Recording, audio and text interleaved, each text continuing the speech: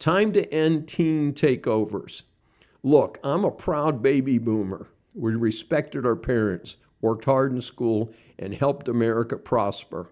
The greatest generation were our parents and set the right example for us. If a teen got out of hand, police would box the kid's ears. And when the teen got home, he got a belt to his butt from his parents.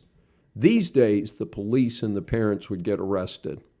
And what do we have to show for it? Something called teen takeovers. I began hearing about this with a report from Northern Virginia. I saw a short news video of kids tossing a Chipotle restaurant. The whole thing took a few minutes. Apparently, the violent scum were out there before the police arrived. It caused thousands of dollars in damage. If there were other customers there, I am sure they were scared to death. There's video of the event, and I'm sure they could track down this vermin.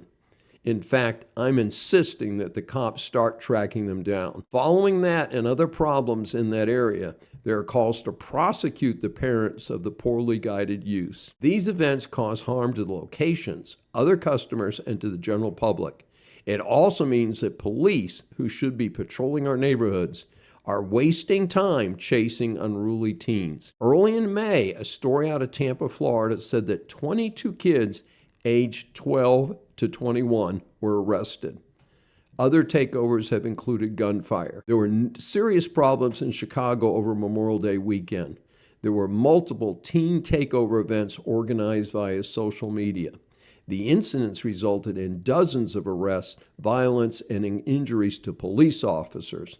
Think about it. Time to respect the dead Americans who fought for freedom around the world. This was ruined by punks whose parents failed to keep track of them. A recent report talked about a teen takeover at St. Catherine's Catholic Church Fun Fest. This was in a suburb of Columbus, Ohio. There were hundreds of teens at the event. Sadly, there were multiple fights and the event was actually shut down due to the inexcusable violence. While 11 of the miscreants were grabbed by the police, apparently only 2 were charged. I would have locked up every one of them involved in the damage or violence. That is the right way to end this. Secondary to this event, there were reports of thefts at a local drugstore and a supermarket. Again, security and guards in these stores should be able to use force to protect assets and other customers. But this is not possible due to the over-liberal interpretation of the laws these days. Spare the rod and spoil the child was good advice in the past. I think it should still work today.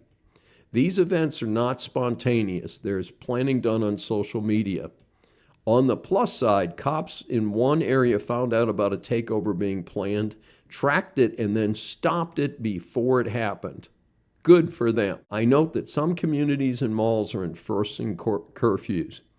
One mall has endured so much trouble, they now ban teens who do not have an adult with them. I also recommend that communities announce that such behavior will not be tolerated. Be sure there is judicial action against the bad actors and against the parents. Maybe it's time America reviews the law that prevents cruel and unusual punishment because people just do not fear prisons like they used to. If the actors are minors, charge the parents for contributing to the delinquency of a minor. The days of police using nightsticks on kids are past. They can certainly use tear gas and tasers to enforce the message.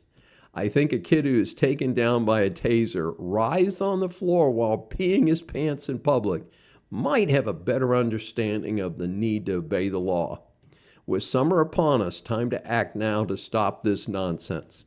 I want to mention a special promotion that we're running on our YouTube at Dr. Dave Saves America.